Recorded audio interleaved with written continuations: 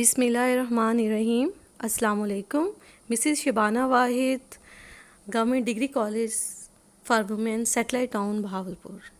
Students, آج میں آپ لوگوں کو عمرانیات سیکنڈ ایئر کے سلیبس کے بارے میں تھوڑا سا بریفلی بتاؤں گی. ٹھیک ہے, تو اس میں ہم پڑھیں گے پاکستانی معاشرہ اور ثقافت. ٹھیک, پاکستانی معاشرہ میں ہمیں پاکستانی لوگوں کی نسلی ابتدا, پاکستانی معاشرے کا ثقافتی اور نسلی پس منظر, اس کے علاوہ اس میں جو مختلف اقوام اور نسلیں جو ہیں وہ برصغیر میں آئیں ان کے بارے میں ہم اس میں پڑھیں گے. وادی سندھ کی تہذیب کے بارے میں پڑھیں گے.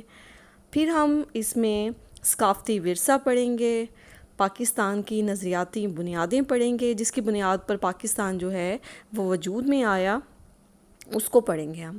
ٹھیک, پھر ثقافت میں ہم پاکستانی معاشرہ جو کہ مختلف جو پاکستانی ثقافت ہے وہ چار ذیلی ثقافتوں سے بنتی ہے, جو ہمارے چار صوبے ہیں. صوبہ پنجاب کی ذیلی ثقافت, صوبہ سندھ کی ذیلی ثقافت, صوبہ بلوچستان کی ذیلی ثقافت, صوبہ خیبر پختونخوا کی ذیلی ثقافتیں. یہ چاروں ثقافتیں مل کر پاکستانی ثقافت بناتی ہیں. ان کے بارے میں ہم پڑھیں گے, اور ان مختلف جو ذیلی ثقافتی گروہوں ہیں ان میں مماثلت اور جو کیا اختلافات پائے جاتے ہیں ان کے بارے میں بھی ہم اس کتاب میں پڑھیں گے. اس کے علاوہ ہم ثقافتی یکجہتی کے مسائل اور اس کو ہم کیسے حل کر سکتے ہیں اس کو بھی ہم ٹچ کریں گے. پھر ہم پڑھیں گے پنجاب کی دیہی زندگی. ٹھیک ہے, کیونکہ Pakistan is basically an agriculture country, تو پاکستان کی جو زیادہ سے آبادی ہے وہ دیہی علاقوں میں رہ رہی ہے, تو اس کے لیے ہم دیہی زندگی کے بارے میں پڑھیں گے. اس میں دیہی آبادکاری کی اقسام, جس میں دیہی آبادکاری بھی ہے اور بلدیاتی آبادکاری بھی ہے.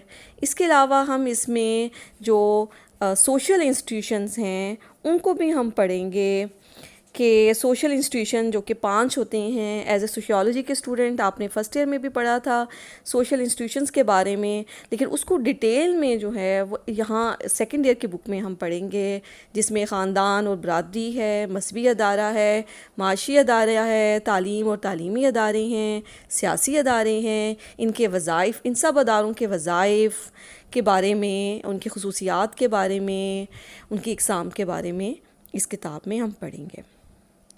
پھر ہمارا آ جاتا ہے آبادیاتی پاکستان. مثلاً آبادیاتی پاکستان, جس کو ہم انگلش میں ڈیموگرافی بھی کہتے ہیں, جو کہ کسی بھی کنٹری کی جو ہے آبادی کے بارے میں مکمل معلومات دیتا ہے. اس میں ہم دنیا کی آبادی, معلوماتی آبادی کے ذرائع, کہ آبادی کے بارے میں جو ہم معلومات لیتے ہیں اس کے لیے ہم کون کون سے ذرائع استعمال کرتے ہیں, پاکستان کی آبادی, اس کا سٹرکچر, ساخت کیسی ہے, ٹوٹل آبادی کیسی ہے, آبادی کو متاثر کرنے والے عوامل کون کون سے ہیں.